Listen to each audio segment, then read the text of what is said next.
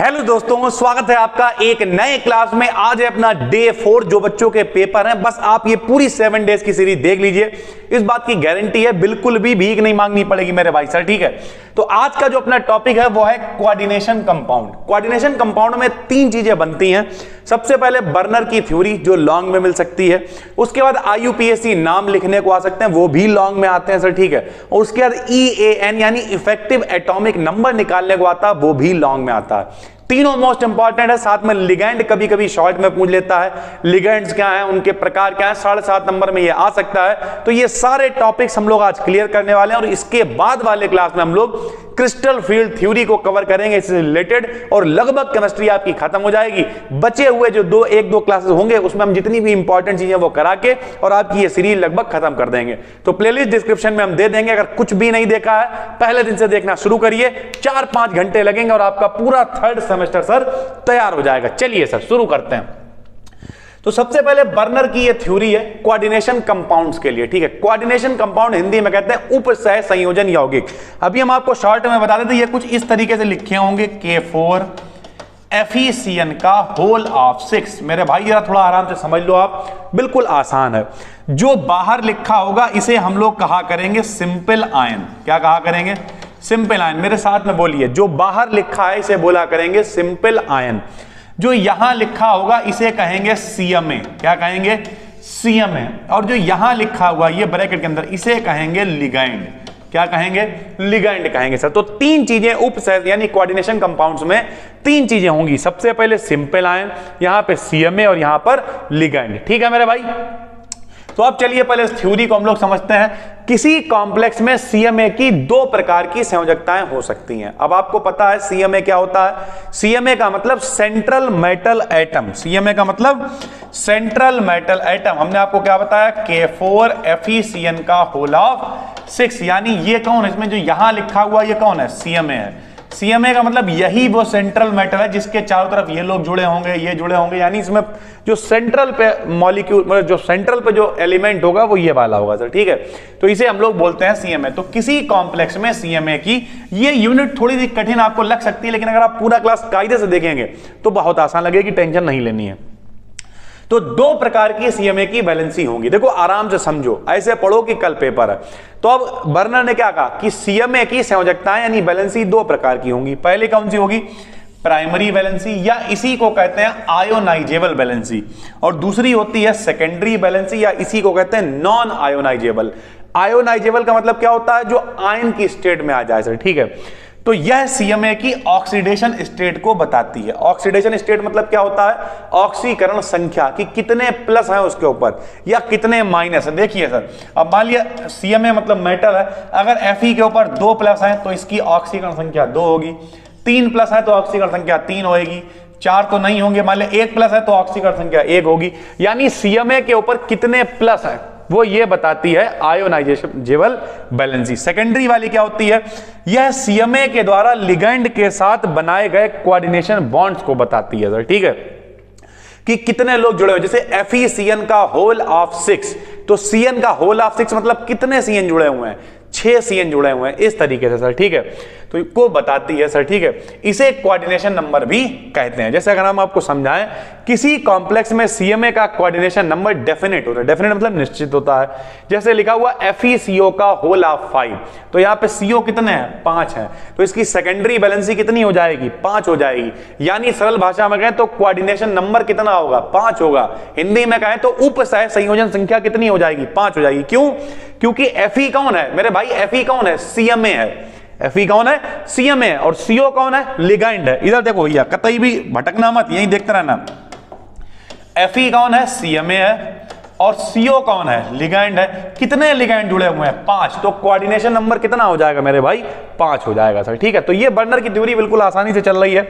इसकी PDF आपको कहां मिलेगी? टेलीग्राम पे जाके BDKD BSc आपको सर्च करना है। ठीक है भाई, CMA की दोनों प्रकार की वैलेंसी संतुष्ट होती हैं, यानी दोनों संयोजकताएं कंप्लीट। देखो ये सूत्र तभी बनेगा जब संयोजकता कंप्लीट होगी। अगर संयोजकता कंप्लीट नहीं होगी मतलब फार्मूला नहीं बन सकता सर। ठीक है, सेकेंडरी वैलेंसी पॉजिटिव, नेगेटिव या न्यूट्रल किसी से भी संतुष्ट हो सकती है, लेकिन प्राइमरी वाली केवल नेगेटिव से ही होती है। क्यों होती है समझाएं, इसे भी रटना नहीं है। इधर देखो भाई, हमने क्या कहा कि भैया Fe के ऊपर कितने प्लस हैं, 2 प्लस हैं, 3 प्लस हैं, ये कितने हैं, ये बताती है प्राइमरी वैलेंसी। तो प्लस को संतुष्ट करेगा कौन? माइनस वाला। प्लस को संतुष्ट कौन करेगा मेरे भाई? माइनस वाला करेगा ना। इसलिए हमेशा जो प्राइमरी वाली है वो सिर्फ माइनस से ही संतुष्ट होगी, लेकिन जो सेकेंडरी वाली है वो प्लस से, माइनस से, न्यूट्रल से, उदासीन से कोई भी आके उसे संतुष्ट कर सकता है मेरे भाई। ठीक है, जैसे अब यहां पर एक एग्जाम्पल लिखा हुआ है, इसे आप आराम से समझें। वही हमने एग्जाम्पल लिया, जैसे एग्जाम्पल है K4FeCN का होल ऑफ 6। मेरे भाई अगर आपका फिलहाल तो आप थर्ड सेमेस्टर में हो, लेकिन अगर आप थोड़ा सा बेस क्लियर नहीं है तो आराम से समझना। K4FeCN का होल ऑफ 6। ठीक है भाई, जरा देखो, सबसे पहले Fe के ऊपर जितने प्लस होंगे वो इसकी प्राइमरी वैलेंसी होगी। सब लोग समझो भाई, नहीं पता तो देख लो। Cn नेगेटिव को कहते हैं साइनाइड आयन।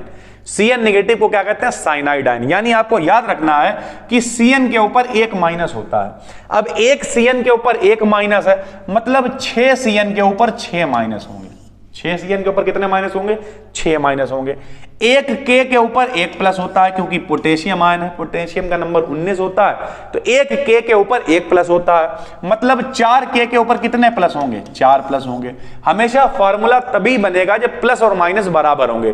प्लस का मतलब जितने इलेक्ट्रॉन दिए गए, माइनस का मतलब जितने इलेक्ट्रॉन लिए गए। अगर दिए गए और लिए गए इलेक्ट्रॉन बराबर होंगे तभी सूत्र बन सकता है। तो K के ऊपर कितने प्लस हैं बताओ? 4। Cn के 6 है तो 6 माइनस है, यानी 2 प्लस की कमी है। इसका मतलब Fe के ऊपर कितने प्लस होंगे?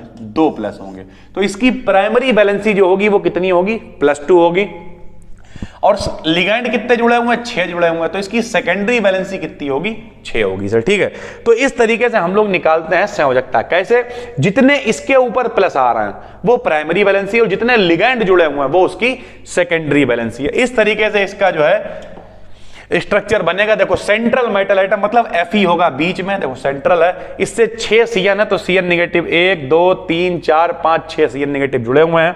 सारे के सारे इसे क्या कर रहे हैं? डोनेट कर रहे हैं। ये देखिए कोऑर्डिनेशन बॉन्ड है। ये कौन सा बॉन्ड है? कोऑर्डिनेशन। इसीलिए तो ये सब क्या कहलाते हैं? कोऑर्डिनेशन कंपाउंड, क्योंकि इनमें कौन से बॉन्ड बन रहा है? कोऑर्डिनेशन बॉन्ड बन रहा है।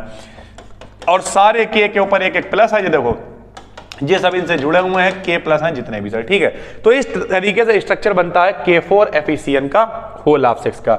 उसके बाद स्पेस में लिगैंड्स में A बनेगा सर। ठीक है, इसे आप सही कर लीजिएगा, ये E नहीं है, लिगैंड जहां भी लिखा वहां पे A बनेगा।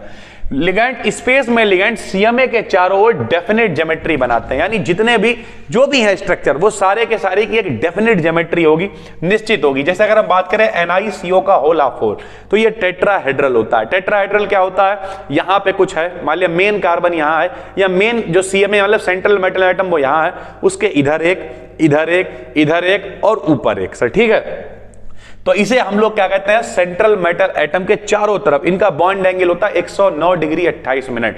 जब आप 10th क्लास में होंगे आपने पढ़ी होगी लीवेल और बांट हाफ परिकल्पना, पढ़ी है सर? तो वो क्या है? टेट्राहेड्रल बताता। तो इस तरीके का जब स्ट्रक्चर बनेगा उसे हम लोग कहेंगे टेट्राहेड्रल स्ट्रक्चर, यानी सबकी अपनी अपनी ज्योमेट्री होती है। 5वां पॉइंट ये, कोऑर्डिनेशन कंपाउंड्स आइसोमेरिज्म शो करते हैं। आइसोमेरिज्म क्या होता है अभी इसी में हम आपको लास्ट में बताएंगे आइसोमेरिज्म क्या होता है। आइसोमेरिज्म का सरल भाषा में मतलब होता है कि होंगे अलग अलग व्यक्ति लेकिन फार्मूले सेम होंगे। कैसे होंगे अभी आपको बताएंगे। अभी के लिए आप इतना समझिए कि कोऑर्डिनेशन कंपाउंड्स आइसोमेरिज्म शो करते हैं। यहां तक है बर्नर की थ्योरी, जो बहुत आसान है और आसानी से आप पढ़ सकते हैं सर। ठीक है, उसके बाद इसमें आपको सीखना है नॉमेनक्लेचर। नॉमेनक्लेचर बहुत आसान होता है, डरोगे तो नहीं कर पाओगे भाई, तो डरना नहीं है बिल्कुल भी। देखो मेरी बात समझो, ये सब बंडलबाजी है जो हम आपको बता रहे, सिर्फ आप वो समझो।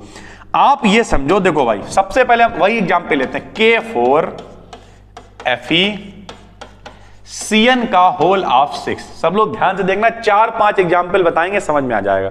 सबसे पहले बाहर वाले का नाम लिखना है 1 नंबर, फिर लिगैंड का नाम लिखना है 2 नंबर, फिर CMA का नाम लिखना है 3 नंबर। बस इतना ही करना है।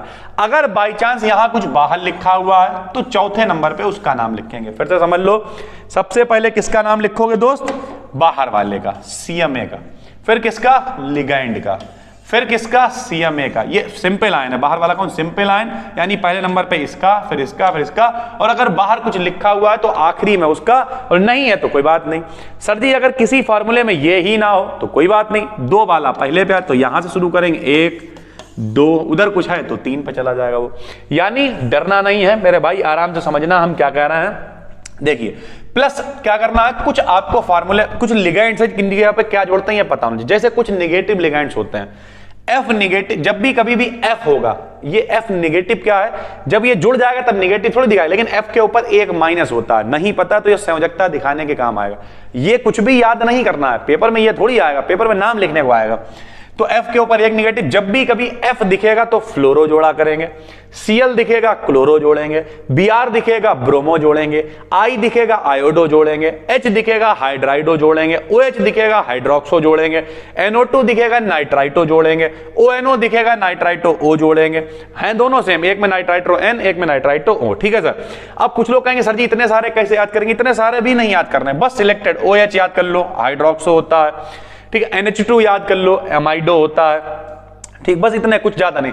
H2O में एक्वा जोड़ते हैं, NH3 में एमिनो जोड़ते हैं, ठीक है, CO में कार्बोनिल जोड़ते हैं, NO में नाइट्रोसिल जोड़ते हैं। इस तरीके का कुछ आपको देख लेने सर, ठीक है। बाकी ये सब बंडलबाजी। अब यहां पे आते हैं सीधे हम लोग नाम रखना सीखते हैं, बल्कि इसे भी देते हैं छुपा। ध्यान से देखिए सर, ये पूरी PDF तो आपको मिल ही जाएगी टेलीग्राम पे, तो आपको वहां, वो तो बात की बात है, वो आप देख लेना, लेकिन आप सिर्फ नाम लिखना सीखो। देखो भाई प्रैक्टिस इतनी करा देंगे यार, हटाओ PDF तो डाल ही देंगे, बेकार की बात है। लो भैया यहां लिखा है K4FeCN का होल ऑफ 6। ठीक भाई, सबसे पहले किसका नाम लिखा जाएगा बताओ? बाहर वाले का। बाहर वाले का नाम K माने पोटेशियम, चलो हिंदी में लिख दे रहा है, K माने क्या है? पोटेशियम। देखते रहिएगा भाई, K माने पोटेशियम, पहले बाहर वाले का नाम लिख दिया, फिर लिखेंगे इसका नाम यानी लिगैंड का नाम। 6 का मतलब होता है हेक्सा, 6 का मतलब हेक्सा। क्या सर जी? 1 माने मोनो, 2 माने डाई, 3 माने ट्राई, 4 माने टेट्रा, 5 माने पेंटा, 6 माने हेक्सा। ठीक है, मोनो, डाई, ट्राई, टेट्रा, पेंटा, हेक्सा, ऐसे चलता है। तो 6 माने हेक्सा। CN के लिए साइनो, ऊपर टेबल में लिखा होगा, देख लीजिएगा। फिलहाल तो CN कतई याद कर लो क्योंकि बार बार आता है। सबसे पहले बाहर वाले का नाम क्या लिख दिया? पोटेशियम। फिर यहां इस वाले का नाम 6 है तो हेक्सा, CN के लिए साइनो। आखिरी में इसका नाम लिखेंगे। Fe के लिए जोड़ते हैं फेरेट। Fe के लिए क्या जोड़ते हैं? फेरेट जोड़ते हैं। टेबल में लिखा हुआ देख लेना, वरना याद कर लो, Fe के लिए फेरेट जोड़ते हैं। और आखिरी में ऑक्सीकरण संख्या लिखते हैं। 6 CN के ऊपर कितने माइनस? 6 माइनस। 4 के ऊपर कितने प्लस? 4 प्लस। तो इसके ऊपर कितने प्लस बचे थे? 2 प्लस। तो ब्रैकेट में हम लोग लिख देंगे सेकंड। बस इतना ही करना होता है। एक बात याद रखिए, अगर बाहर कुछ लिखा हुआ है तो 8 जोड़ेंगे, बाहर कुछ नहीं लिखा हुआ तो 8 पेट कुछ भी नहीं जोड़ेंगे। ठीक भाई, 1-2 और एग्जाम्पल आपको दिखाएंगे तब आपको समझ में आ जाएगा। देखना सर कैसे। मान लिया ये वाला लिखा हुआ है K3FeCN का होल ऑफ 6। सबसे पहले K के लिए क्या लिखोगे? पोटेशियम। 6 के लिए क्या लिखोगे? हेक्सा। CN के लिए क्या लिखोगे? साइनो। Fe के लिए क्या लिखोगे? फेरेट। 6 के ऊपर 6 माइनस, 3 के ऊपर 3 प्लस, तो यहां बचेंगे 3 प्लस, यानी ब्रैकेट में आ जाएगा थर्ड। इस तरीके से नाम मेरे भाई लिखे जाते हैं। फिर से देखो, मान लिया ये लिखा हुआ Na2Fe, इतना लंबा नाम लिखा हुआ, कोई बात नहीं, Na2 है। अब यहां पे डाई मत लगा देना, सिर्फ लिगैंड के साथ में लगेगा डाई है जो भी है। तो Na2 का मतलब सोडियम, जो देखो आ गया। अब ये है CM है, इसके अलावा जो भी लिखा वो सब लिगैंड है। तो 5 के लिए पेंटा, CN के लिए फिर से साइनो, NO के लिए नाइट्रोसिल। अब क्या है? Fe के लिए फेरेट। भैया NO के ऊपर कुछ नहीं, NO नाइट्रिक ऑक्साइड जो उदासीन होता है, NO के ऊपर कोई प्लस नहीं कोई माइनस नहीं होता। तो कितने भैया? CN है, 5 CN के ऊपर 5 माइनस, 2 Na के ऊपर 2 प्लस, यानी प्लस कितने बच्चे? 3, मतलब ब्रैकेट में आ जाएगा थर्ड। ठीक है भाई, ऐसा ये देख लो, पोटेशियम 4 के लिए टेट्रा फ्लोरो बोरेट हो गया। अब यहां देखो बाहर कुछ नहीं है, बाहर कुछ नहीं तो 8 नहीं लगाएंगे, यहां से शुरू करेंगे। 4 के लिए टेट्रा, Cl के लिए क्लोरो, टेट्रा क्लोरो, Pt के प्लेटिनेट नहीं लिखेंगे, बाहर कुछ होगा तो 8 लगाएंगे, नहीं है तो सिर्फ प्लेटिनम लिख दिया। 1 Cl के ऊपर 1 माइनस, तो 4 के ऊपर 4 माइनस, इसका मतलब इसके ऊपर कितने प्लस होंगे? 4 प्लस होंगे, मतलब ब्रैकेट में 4th आ जाएगा। यानी सरल भाषा में कहें तो बस कुछ करना नहीं है, एक पूरा जो स्टैंडर्ड हमने बताया कि पहले 1 2 3 4 इस तरीके से फॉलो करिए, बहुत आराम से आप लिख लेंगे सर। ठीक है, कुछ इंपॉर्टेंट जो है उनके हमने नाम भी नीचे लगाए, अभी आपको दिखाएंगे। उससे पहले आपको समझना पड़ेगा इफेक्टिव एटॉमिक नंबर कैसे निकालते हैं। बहुत आसान है, डरना नहीं है। ये पेपर में परिभाषा बहुत कम पूछी जाती है, लेकिन निकाला कैसे जाता है ये पूछा जा सकता है। उसके लिए आपको समझना है ये फार्मूला, इफेक्टिव एटॉमिक नंबर यानी EAN बराबर होता है Z माइनस का X प्लस का 2N। Z minus X plus 2N क्या होता है समझाते हैं। Z माने होता है मेरे भाई एटॉमिक नंबर ऑफ CMA, डरना नहीं मेरे भाई, टेंशन ना लेना, atomic number of CMA। X क्या है, ऑक्सीकरण नंबर है CMA का, और N क्या है, जितने लिगैंड हैं उनकी संख्या है। बस देखो कितना आसान है, बहुत आराम से निकाल दोगे। फार्मूला याद कर लो, Z माइनस X प्लस 2 है, जैसे भूल जाओ, जो हम बता रहे हैं वो देखो इधर, Z माइनस X प्लस, ये दिखा हुआ Z minus X plus 2N, देख लिया, ठीक। सबसे पहले सिर्फ इसके चारों तरफ घूमते रहना जब भी EN निकालने को आए। Fe का मतलब आयरन, आयरन का नंबर होता है 26, तो Z की जगह पे हमने 26 लिख दिया, माइनस लगाया, ठीक है।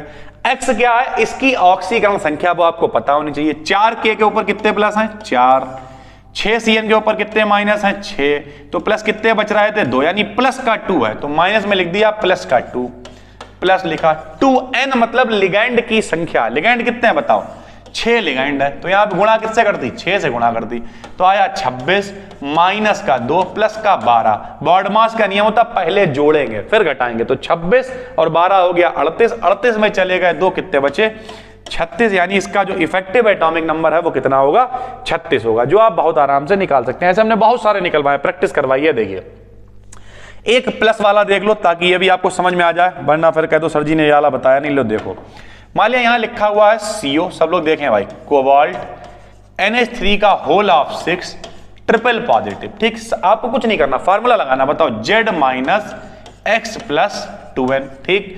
बताओ कोबाल्ट है मेरे भाई, कोबाल्ट का नंबर कितना, 27, तो Z की जगह कितना रख दिया, 27 रख दिया, माइनस। अब हमें निकालनी है ऑक्सीकरण संख्या, सब लोग समझें। NH3 जो है वो अमोनिया गैस उदासीन होती है, इसके ऊपर ना तो प्लस होता है ना माइनस होता है, तो यानी ये तो कोई रोल प्ले नहीं कर रही है। लेकिन पूरे ब्रैकेट के ऊपर 3 प्लस दिख रहा है, ये कोई प्लस दिखाता नहीं है, तो इसका मतलब ये जो 3 प्लस हैं ये किसके हैं, ये इसके हैं। अरे जाहिर सी बात है, एक घर में अगर 2 लोग रह रहे हैं और एक आदमी उधार लेता नहीं है किसी से, लेकिन उस घर के ऊपर उधार चल रहा है, इसका मतलब किसका उधार है, इन्हीं का उधार होगा।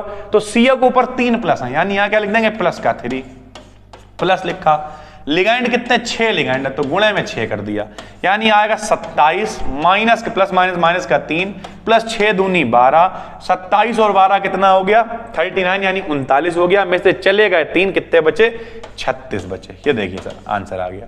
तो इस तरीके से आप निकाल सकते हैं, अगर किसी के ऊपर प्लस भी है माइनस भी है तब भी आप आसानी से कर सकते हैं सर, ठीक है। ये देखिए ये भी बिल्कुल भाई सही है, यहाँ पे बहुत सारे हमने लगा दिए हैं PDF में, आप आराम से देखते बैठ के। उसके अलावा कुछ इंपॉर्टेंट IUPAC नाम भी हमने लगा दिए हैं, उन्हें भी आप देखें बैठ के। ये देखिए सारे के सारे, कोई भी उठा लीजिए आप। K2, K के लिए क्या लिखोगे, पोटेशियम, 6 के लिए हेक्सासीएल के लिए क्लोरो, PT के लिए प्लेटिनेट, 6 माइनस यहाँ 2 प्लस यहाँ, मतलब ब्रैकेट में 4 आ जाएगा। इस तरीके से बहुत आराम से आप नाम लिख सकते हैं। हमने प्रैक्टिस के लिए आपके अच्छे खासे लगा दिए हैं, बिल्कुल भी टेंशन नहीं लेनी है, और बहुत आराम से आपको पढ़ लेना, सिर्फ एक बार देख लेना मेरे भाई, टेंशन नहीं लेनी है। उसके बाद आ गया लिगैंड्स। लिगैंड्स में भैया यहां A बनेगा, इसे सही कर लीजिएगा। ये इलेक्ट्रॉन रिच आयंस या मॉलिक्यूल्स होते हैं जो CMA को अपना इलेक्ट्रॉन पेयर डोनेट करके कोऑर्डिनेट बॉन्ड बनाते हैं। सबको पता है भाई, अभी बताया K4 Fe CN का होल ऑफ 6, तो ये कौन था, CMA, और ये कौन था, लिगैंड। दोनों के बीच में क्या बन रहा था, बॉन्ड। तो भैया ये लोग क्या कर रहे हैं, ये CMA से जुड़कर CMA को अपना लोन पेयर इलेक्ट्रॉन, कैसे अभी आपको दिखाया था, Fe के चारों तरफ कौन थे, CN, और ये ऐसे करके एरो बना हुआ था। एरो, एरो का मतलब होता है कोऑर्डिनेट बॉन्ड, अभी ऊपर बर्नर थ्योरी में दिखाया था। और कोऑर्डिनेट का मतलब इन्होंने अपने 2 इलेक्ट्रॉन इन्हें दिए हैं, यानी लिगैंड क्या करते हैं, अपने 2 इलेक्ट्रॉन CMA को दे देते हैं और उसके साथ कोऑर्डिनेट बॉन्ड बना लेते हैं मेरे भाई।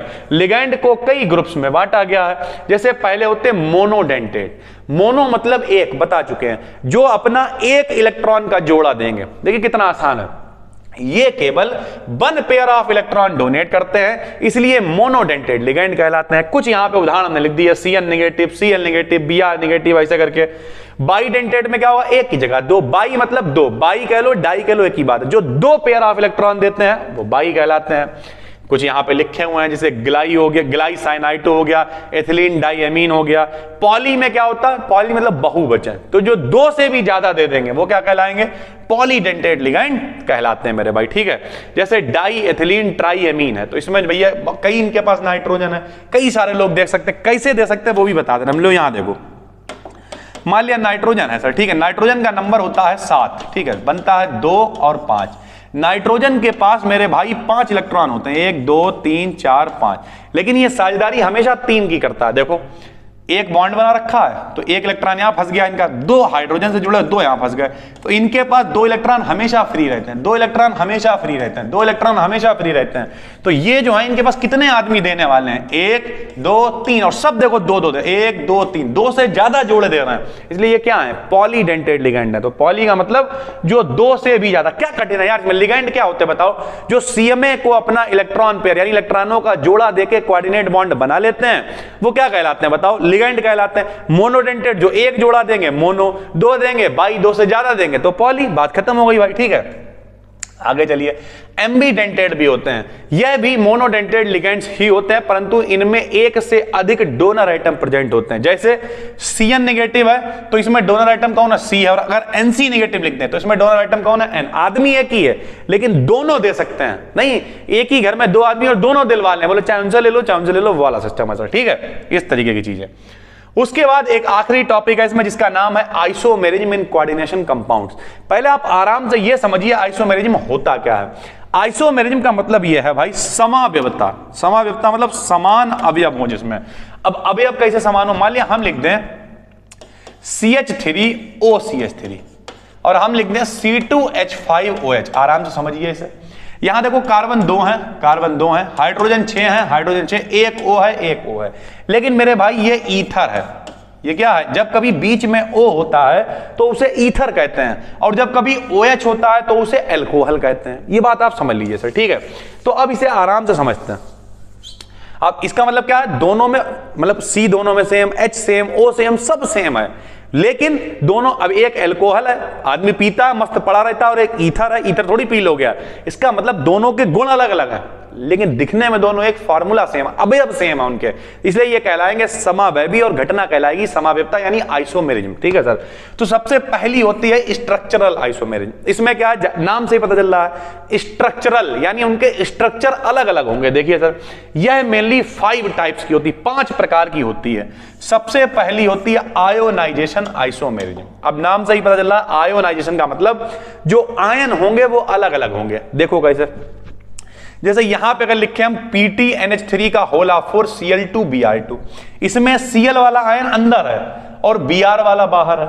इसमें क्या है, Br वाला अंदर है और Cl वाला बाहर है। जो बाहर है उसी का परीक्षण में मिला, यानी आयन बाकी सब फार्मूला सेम है, देखो PTN सब सेम है, लेकिन जो आयन है वो एक दूसरे की जगह पे बदले हुए हैं, इसलिए इसे हम लोग कहते हैं आयोनाइजेशन आइसोमेरिज्म, ठीक है सर। उसके बाद दूसरी आती है हाइड्रेट आइसोमेरिज्म। हाइड्रेट का मतलब होता है पानी, सरल भाषा में समझो, तो इसमें जो पानी के अणु होंगे वो इधर उधर होंगे। देखो भाई, इसमें क्या लिखा हुआ, CrH2O का होल ऑफ 6 Cl3, H2 6 है यहाँ पे, यहाँ देखो CrH2O का होल ऑफ 5 Cl2 तो है ही बाहर, लेकिन एक H2O यहाँ पे कट गया, देखो H2O बाहर लिख दिया, यानी H2O 6 इसमें भी है, 5 यहां लिख दिया और 1 बाहर लिख दिया, तो यानी पानी जो अणु है वो इधर उधर होंगे सर, ठीक है। या इसी को ऐसे भी लिख सकते हैं, देखो Cr लिख दिया, H2O का होल ऑफ 4 और 2 H2O बाहर लिख दिए, यानी हाइड्रेट का मतलब होता, आराम से समझो, ऐसे पढ़ोगी कल पेपर। आयोनाइजेशन में क्या होगा, आयन अलग अलग होंगे, और हाइड्रेट में क्या होगा, H2O यानी पानी के अणु अलग अलग लिखे होंगे, होगा सब सेम, क्योंकि समावयवता का मतलब क्या, अवयव सेम है, कंपोनेंट सेम है, लेकिन लिखे अलग अलग है सर, ठीक है। उसके बाद लिंकेज आइसोमेरिज्म। लिंकेज में क्या होगा, हमने आपको बताया कोई ऐसा व्यक्ति है उस घर में कि दोनों आदमी देने को तैयार है, तो यहां पे अगर लिखा हुआ CONH3 का होल ऑफ 5 NO2Cl2 या CONH3 का होल ऑफ 5 ONOCl2, इस वाले में नाइट्रोजन डोनर आइटम है और इस वाले में ऑक्सीजन डोनर आइटम। तो लिंकेज, इस आइसोमेरिज्म में पाए जाने वाले लिगैंड्स एक से ज्यादा डोनर आइटम्स रखते हैं सर, इस वजह से क्या कहते हैं, लिंकेज, आपस में लिंक कर रहे हैं सर, ठीक है।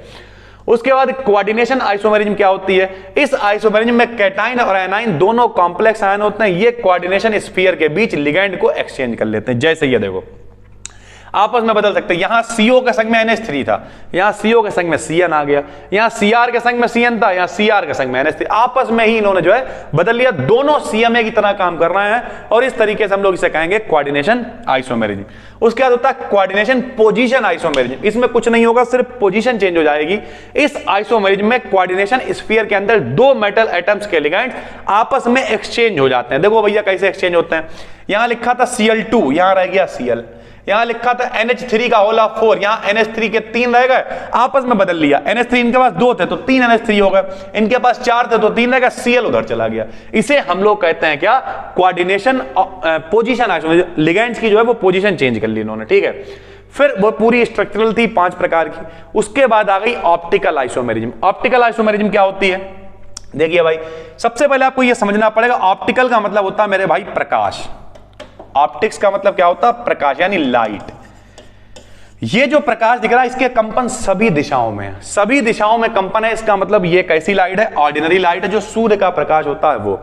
हमने इसे एक निकोल प्रिज्म पे डाला, जब निकोल प्रिज्म पे डाला तो क्या हुआ, वही कंपन आगे जाएंगे। निकोल प्रिज्म की खास बात होती है जो इसकी अक्ष के सीधे, जैसे इसकी ये एक्सिस है तो जो सीधे वाले कंपन है वही उधर जा पाएंगे। जैसे बस देखना, कार देखना, बसों कारों की खिड़की में चश्मे देखना, पूरी धूप अंदर नहीं आती, बहुत कम आती है। क्यों, क्योंकि उनमें सब में पोलराइजर लगा होता है। पोलराइजर का काम क्या होता है, आप 3rd सेमेस्टर में फिजिक्स में पोलराइजेशन पूरा चैप्टर है सर, कमेंट करोगे 10 से ज्यादा हो जाएंगे, उसकी भी सीरीज बना देंगे सर, ठीक है। तो पोलराइज्ड लाइट होती है सर, ठीक है। अब ये क्या है, अगर ये पोलराइज्ड लाइट इस पे पड़ेगी सोल्यूशन पे, अगर ये सोल्यूशन इसे घुमा देता है तो ये कहलाएगी ऑप्टिकली एक्टिव। नहीं घुमा पाता है तो समझ लेंगे ऑप्टिकली एक्टिव नहीं है सर। जैसे ये देखिए, अगर ये सीधी तरफ लाइट के कंपन घूम जाते हैं तो कहलाएगा डेक्स्ट्रो रोटेटरी, और उल्टी तरफ घूम जाते हैं तो कहलाएगा लीबो रोटेटरी, ठीक है। तो बे कंपाउंड जो plane polarised light, plane polarised light क्या होती है, ऐसी लाइट जो निकोल प्रिज्म से गुजरने के बाद कम हो जाते हैं कंपन, केवल वही कंपन होते हैं जो निकोल प्रिज्म की एक्सिस के पैरेलल होते हैं, यानी समांतर होते हैं। तो क्या है, जो उसे घुमाने की प्रवृत्ति रखती है उसे हम लोग क्या कहते हैं, ऑप्टिकली एक्टिव कंपाउंड्स कहते हैं। 2 प्रकार के होते हैं, जो दाईं तरफ घुमा देते हैं डेक्स्ट्रो रोटेटरी कहलाते हैं, बाईं तरफ घुमा देते हैं वो लीवो रोटेटरी कहलाते हैं। डेक्स्ट्रो वाले को डी फॉर्म बोल देते हैं, लीवो वाले को एल फॉर्म बोल देते हैं। ऑप्टिकली एक्टिव कहलाते हैं, एक दूसरे की मिरर इमेज बनाते हैं, अगर डी वाला ऐसा होगा तो एल वाला ऐसा होगा सर, ठीक है। Optically isomerism in Cn equal to 4 complexes. अगर मान लिया 4 लिगेंड है, कितने 4, तो इस तरीके से बनेगा, बीच में एक मेटल आइटम आ जाएगा, चारों तरफ 4 लिगेंड, इसे कहते हैं स्क्वायर प्लेनर सर, ठीक है। यहां पर प्रॉपर लिखा हुआ है और इस तरीके से इसका स्ट्रक्चर बनता है। बीच में मेटल आ जाती, चारों तरफ 4 लिगेंड आ जाते हैं, इसकी आकृति होती है टेट्राहेड्रल, ये आप देख लेंगे सर, ठीक है। अगर Cn का मान 6 है तो इस तरीके से लगेंगे सर, ठीक है। इसमें देखो ये MAA करके 3, यानी जो लगे हुए हैं वो 3-3 करके लगे होंगे सर, ठीक है। तो ये देखिए 1 2 3 और 3 ऊपर प्लस दिख रहा है सर, ठीक है। तो Cn अगर 6 है तो इस तरीके का स्ट्रक्चर बनेगा, L वाला ये है, D वाला ऊपर था। अगर बाई चांस इस टाइप वाला MAA2B2 वाला है तो इसमें क्या होगा, AA प्रकार के 2 होंगे और B2 प्रकार के 2 होंगे। ये देखो 1 इन 2, यानी 2 ये हो गए और 2 अलग पर, तो 2 Cl भी संग में है, तो इस तरीके का स्ट्रक्चर बनेगा। तो इस तरीके के साथ, या MAAB2C2 टाइप, तो 2 अलग अलग तरीके के, फिर 2 और अलग अलग तरीके और एक C2 प्रकार का भी होगा सर, ठीक है। इस तरीके की चीजें हैं। उसके बाद एक आइसोमेरिज्म आती है जिसका नाम है ज्योमेट्रिकल आइसोमेरिज्म। Cn बराबर 4 के लिए इस तरीके से बनता है, ज्योमेट्री मतलब उनका आकृति उनकी क्या होगी, तो स्क्वायर प्लेनर हो जाएगी M बराबर 4 के लिए, ठीक है भाई। उसके बाद MA2B2 टाइप के लिए इस तरीके के स्ट्रक्चर बनेंगे। यहां पे लिखा हुआ सिस फॉर्म और ट्रांस फॉर्म, शॉर्ट में हम आपको बता देते हैं, जब दोनों एक ही साइड है, देखो NH3 एक साइड है, Cl एक साइड, तो इसे सिस फॉर्म कहेंगे। यहां पे NH3Cl अलग अलग साइड हो गई, देखो ये, और Cl NH3 अलग अलग साइड हो गई, तो उसे ट्रांसफॉर्म कहते हैं, ठीक है भाई। तो इस तरीके के ये स्ट्रक्चर कुछ बने हुए हैं और बस इतना ही है सर, ठीक है, खत्म हो गया।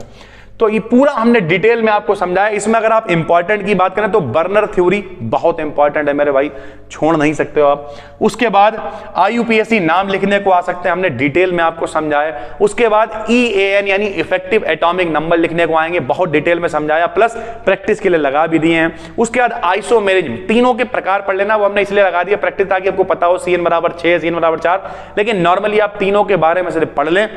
ऑप्टिकल क्या होती है, ज्योमेट्रिकल क्या होती है, स्ट्रक्चरल क्या होती है, तीनों बारे में सिर्फ आप पढ़ लें सर, ठीक। स्ट्रक्चरल के अंदर ही दोनों पार्ट आ जाते हैं, कौन कौन से, ऑप्टिकल और ज्योमेट्रिकल सर, ठीक है। तो उम्मीद करते हैं पूरी बात आपको समझ में आ गई होगी।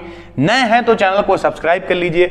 और अगर कब आपका पेपर है, जल्द ही पेपर होगा, तो आज शाम को ही हम एक और वीडियो पब्लिक कर देंगे अगला इसका पार्ट, क्योंकि अगर आपका कल भी पेपर है तो अगर आप सिर्फ इसका अगला पार्ट और देख लेते हैं जो क्रिस्टल फील्ड थ्योरी वाला है, पूरा पेपर आप बहुत अच्छे से करके आ जाओगे सर।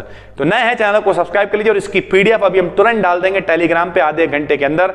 बाकी उम्मीद करते हैं समझ में आ गया होगा, कोई दिक्कत है तो कमेंट करके बताइए। टेलीग्राम पे आपको इसकी पीडीएफ मिल जाएगी, जाके सर्च कर लीजिए BD Acadian BSc। फिर मिलते हैं, तब तक के लिए धन्यवाद।